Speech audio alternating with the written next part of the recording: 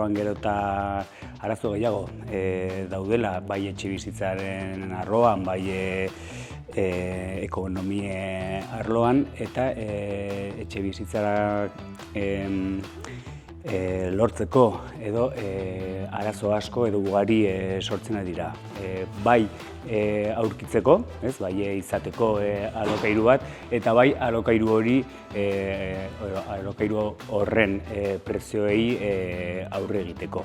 Pobrezian dauden familia askok etxebizitza daukate, baina hori ez du esan nahi, etxebizitza izatea ez du esan nahi pobrezitik kanpo egotea.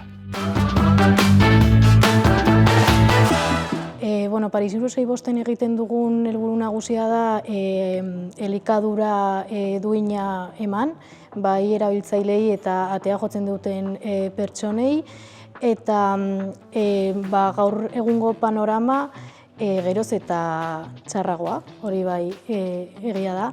Geroz eta pertsona gehiago etortzen dira Paris Euro 6 elikaduraren bila, jantokiko perfila bai direla gizon gehiago eta kale egoeran dauden pertsonak edo azpi etxe bizitzetan dauden pertsonak, eta gero badaukagu biltegi solidario bat, hori badaukala helburua familientzako, eta hori bai dela pixkat horren perfila bai badaudela emakume gehiago, familia monomarentalak, eta hor bai ikusten dugula genero aldaketa hori bi rekurtso ezberdinetan.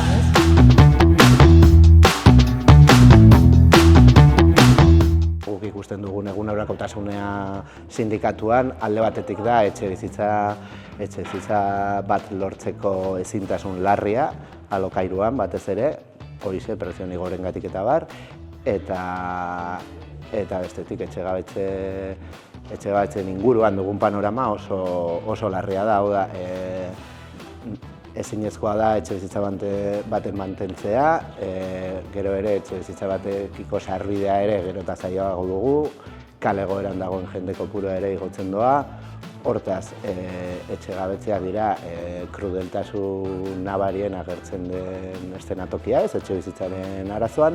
Badaudela judizialki azkeneko hamarkadan Euskal Herrian 20.000 baino gehiago eman direla, horiek judizialak, baino ezkutukoak deitzen direnak, hori prezioen igoragatik, jabeen abusuengatik, asko izaten dira hori ere, eta sindikatuan egunerokotasunean hori da arazo larriena.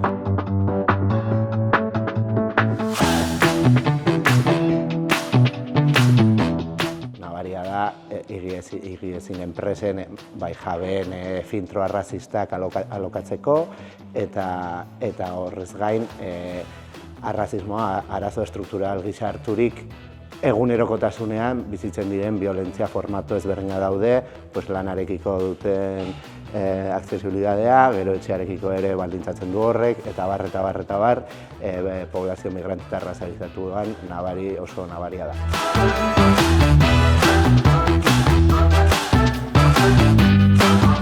Zaila da esatea, baina bai hasi beharko zela batetikan publikotik probesten etxebizitza duinak, eta merkatu librean merkantilista den logika horretatik ateratzen. Hau da, ezinezkoa da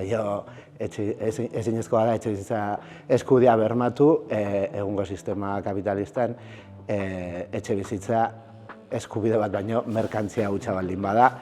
Hortaz, askotan esaten dugu, jabetza pribatuarekiko eskubidearen parean, etxebizitza eskubidearen parean jartzea, normalean indar gehienek irabazten duena da, eta kasu honetan gu galtzen goaz porgolea da. Hortaz, zein da erantzuna horri, lehenik eta behin antolakuntza maila, oinarrizko antolakuntza maila altuak lortzea.